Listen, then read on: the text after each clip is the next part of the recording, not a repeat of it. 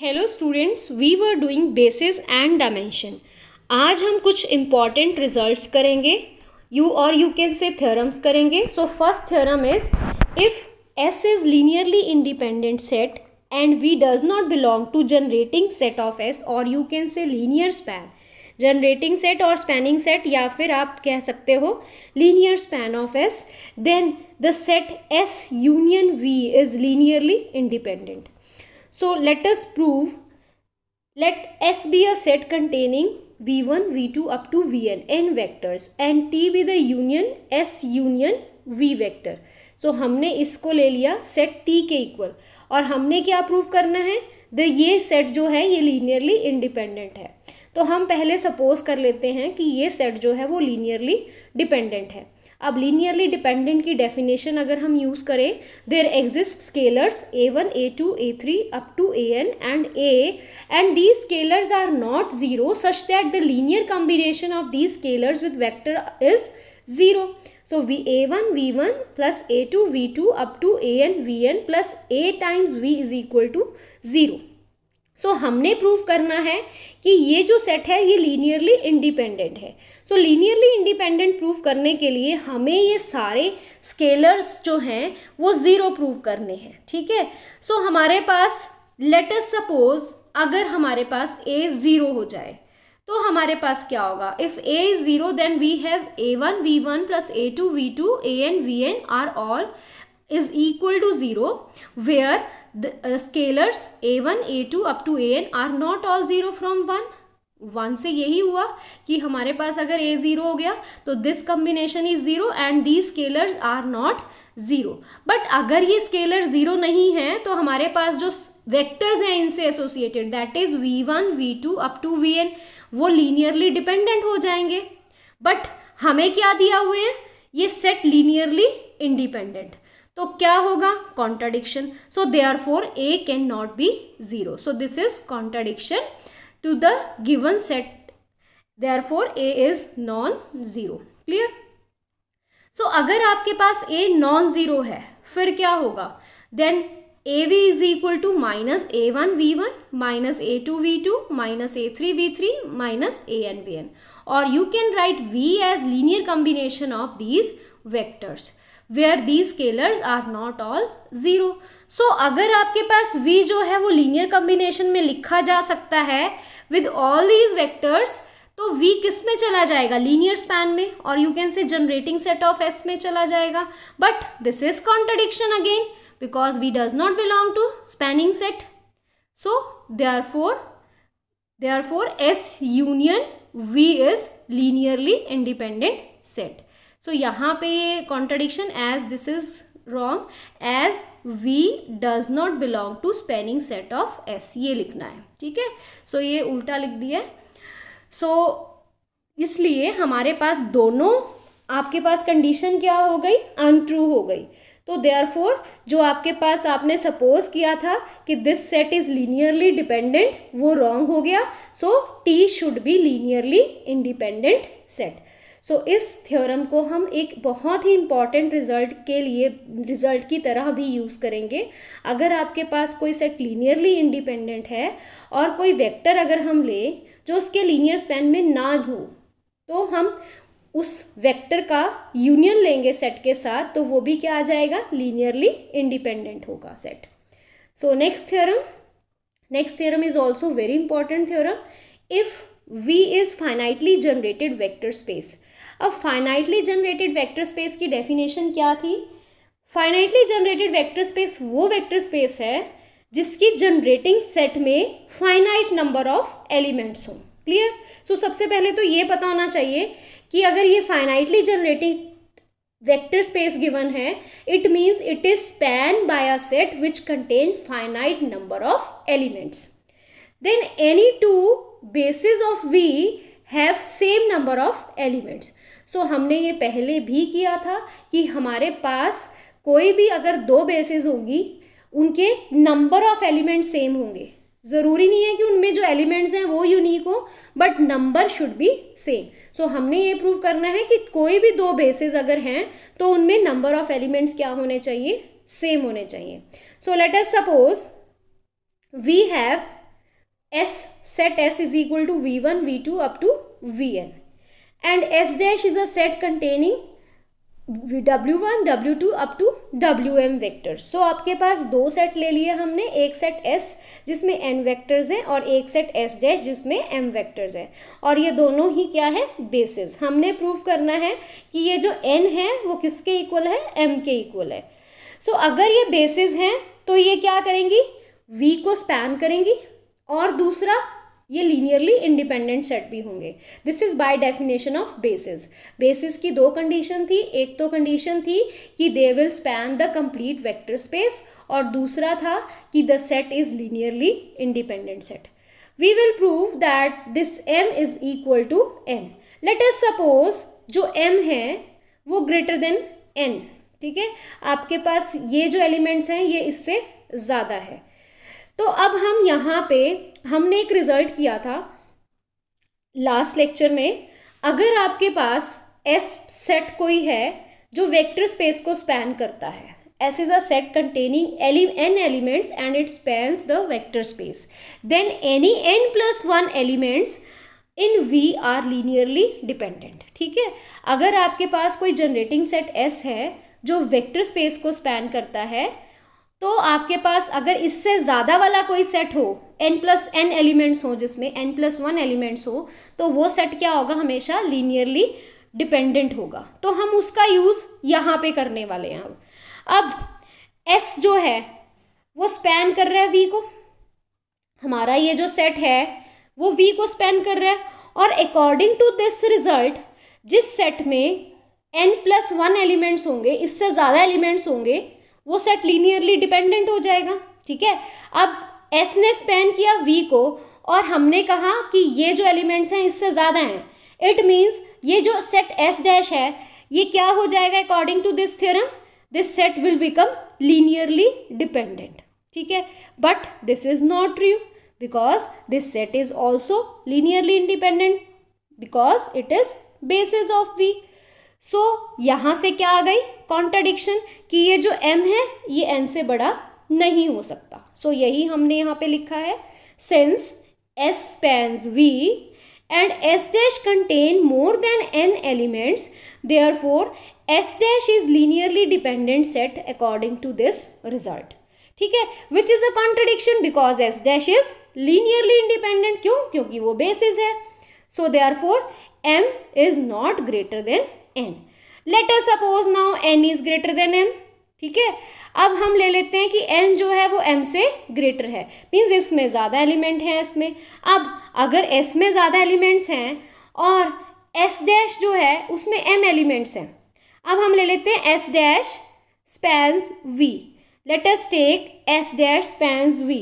तो by this theorem अगर S dash span कर रहा है वेक्टर स्पेस को, तो कोई भी सेट जिसमें n+1 एलिमेंट्स होंगे, n से ज़्यादा एलिमेंट्स होंगे, वो लीनियरली डिपेंडेंट हो जाएगा. तो अब S में m एलिमेंट्स हैं जो n से ज़्यादा हैं, तो जो S सेट है वो क्या बन गया, अब linearly dependent. But this is not true because it is linearly independent because it is basis of V. So therefore again we get a contradiction. ठीक है, so therefore m is also not greater than, n is not greater than m, it should be less than or equal to m. So from 1 and 2, अब m यहाँ से आया था less than or equal to n, यहाँ से आ गया n less than or equal to m. So from 1 and 2 it is only possibility that m should be equal to n. So अगर आपके पास कोई भी दो बेसिस होंगी किसी भी वेक्टर स्पेस की, तो उसमें सेम नंबर ऑफ एलिमेंट्स होंगे. सो हमने ये किस रिजल्ट से प्रूव किया, by this result. If S is a set containing n elements which span vector space over field F, then any set containing n+1 elements or more than n elements is linearly dependent set. So हमने इस result को use करके अपनी theorem का proof लिखा. Clear. Next, definition of dimension of vector space. अब dimension of vector space, the number of elements in any basis of a finite dimensional vector space V over field F is called dimension of vector space and it is denoted by dim of V, dimension V. So number of elements in any basis, ठीक है, किसी भी basis में जितने भी number of elements होंगे वो क्या होंगे, इसकी डायमेंशन होगी, वी की, वेक्टर स्पेस की डायमेंशन होगी। इसमें अगर मैं कुछ एग्जांपल दूं, हमने आर स्क्वायर किया था, इसकी बेसिस में कितने एलिमेंट्स थे, 2 एलिमेंट्स। अगर आपको याद हो E1 E2, तो इसकी डायमेंशन कितनी होगी, 2, ठीक है। अब आर क्यूब की बेसिस में कितने एलिमेंट्स थे, 3, E1 E2 E3, 3 एलिमेंट्स थे इसकी बेसिस में, तो उसकी डायमेंशन कितनी हुई, 3। आप मुझे R4 R5 की डायमेंशन लिख के भेजोगे कि उसकी डायमेंशन कितनी होगी और क्यों होगी, रीजन भी साथ में आप कोट करोगे। Next, some important remarks. A vector space having finite bases is called finite dimensional vector space. So vector space जिसकी फाइनाइट बेसिस होंगी उसको हम क्या बोलेंगे, finite dimensional vector space. So right an example of finite dimensional vector space also, ठीक है। अ vector space which is not a finite dimensional is called infinite dimensional vector space. So right an example of this also, example of finite dimensional vector space and example of infinite dimensional vector space. In my next video I will discuss the both examples. Since a basis for a vector space V can be chosen from the given generating set for V, then the dimension of V is always less than or equal to number of elements in any generating set. सो हमारे पास जो हम basis लेते हैं we की, वो कहाँ से choose की जा सकती हैं, वो कहाँ से चूज़ करते हैं हम, जनरेटिंग सेट, वी का कोई भी अगर जनरेटिंग सेट है हम वहाँ से उसकी बेसिस को चूज़ करते हैं। तो हमारी जो डायमेंशन होती है वेक्टर स्पेस की, वो हमेशा जितने जनरेटिंग सेट में एलिमेंट्स होंगे या तो उसके इक्वल होगी या उससे लेस होगी। अगर जनरेटिंग सेट में n एलिमेंट्स हैं तो हो सकता है उसमें उसकी डायमेंशन n हो सकता है n से लेस हो, बिकॉज जो बेसिस हैं that will decide the dimension of vector space. और बेसिस कहाँ से चूज करते हैं, from the set, generating set of vector space. If the dimension of vector space is n, then any linearly independent set can have at most n elements. अगर किसी vector space की dimension n है तो कोई भी जो linearly independent set है उसमें कितने एलिमेंट्स हो सकते हैं, ज़्यादा से ज़्यादा n elements. The dimension of zero space is 0 because इसकी जो बेसिस होंगी that is given by an empty set phi. Dimension of subspaces of spaces R1, R square 2, R cube 3, Rn n respectively. अब ये आपको पता है इनकी dimension 1, 2, 3 और n क्यों होगी, बिकॉज इनके बेसिस में R के बेसिस में ओनली 1 एलिमेंट, R स्क्वायर के बेसिस में 2 एलिमेंट, R क्यूब के बेसिस में 3 एलिमेंट और Rn के बेसिस में n elements. Next is very important theorem, extension theorem. Every linearly independent subset of finitely generated vector space can be extended to form a basis of V. So अगर आपको कोई linearly independent subset दिया हुआ है एक finitely generated vector space, finitely generated vector space का मतलब मैं फिर से रिपीट कर रही हूँ, अ set which is generated by finite number of element, और यू कैन से जिसके जनरेटिंग सेट में फाइनाइट नंबर ऑफ एलिमेंट्स हो, अगर उसका कोई सबसेट हमें मिल जाए जो लीनियरली इंडिपेंडेंट है तो उसको हम कहाँ एक्सटेंड कर सकते हैं, to the basis of vector space V. So how will we prove this, let us say if V1 V2 up to VR spans V, ठीक है, ये इसको जनरेट कर रहा है और यही सेट लीनियरली इंडिपेंडेंट भी है, तो ये क्या बना देगा, बेसिस बना देगा V की, and the theorem is prove. अगर जो हमारा फाइनाइटली जनरेटेड वेक्टर स्पेस का जनरेटिंग सेट पूरे का पूरा वेक्टर स्पेस को जनरेट कर रहा है और अगर वो लीनियरली इंडिपेंडेंट भी है और हर सेट अपना सबसेट भी होता है, तो वो खुद ब खुद क्या बन जाएगी, बेसिस बन जाएगी V की, ठीक है, और theorem prove.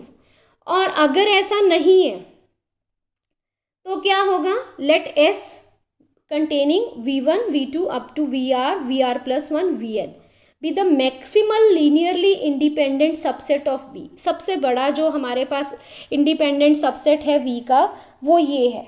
Late us suppose कोई वेक्टर स्पेस से हमने एलिमेंट लिया v, ठीक है, तो हमारे पास s डैश में क्या होगा, ये सारे एलिमेंट्स vn तक और साथ में v, ठीक है, and this set is linearly dependent set, क्योंकि हमारे पास सबसे बड़ा जो लीनियरली इंडिपेंडेंट सबसेट था वो ये S था। अब इससे जितने भी बड़े होंगे वो सारे डिपेंडेंट होंगे। सबसे बड़ा ये था, इसमें एक और एलिमेंट डाल दिया तो वो उससे बड़ा हो गया सेट, तो वो लीनियरली इंडिपेंडेंट नहीं हो सकता because this is the maximal linearly independent subset of V। So therefore this is linearly dependent subset of V। सो अगर ये लीनियरली डिपेंडेंट है तो there exist scalars a1 a2 up to an comma a from field f and not all zeros such that linear combination is 0. So let us discuss this a. If this a is 0, then we have a1 v1 plus a2 v2 plus an vn 0, and where since आपके पास ये जो set था this is linearly independent set, this is given to you, so therefore all the scalars are 0, but this is contradiction, ए भी zero हो गया, ये सारे scalars भी जीरो हो गया, जबकि आपने यहाँ पे लिखा हुआ है these all there exist scalars not all zero, so this is a contradiction, so a should not be zero. अगर ए जीरो नहीं है तो we can be written as linear combination of this vectors, these vectors v1 v2 up to vn, so v can be expressed as linear combination of vectors of s। so v कहाँ चला गया, linear span में, और v कहाँ से लिया था हमने, फ्रॉम वेक्टर स्पेस। सो अगर वेक्टर स्पेस में से v लिया था और v कहाँ चला गया, ls में, तो जितने भी v के एलिमेंट्स हैं वो सारे ls में चले जाएंगे, मीन्स v कंप्लीटली कहाँ चला जाएगा, ls में।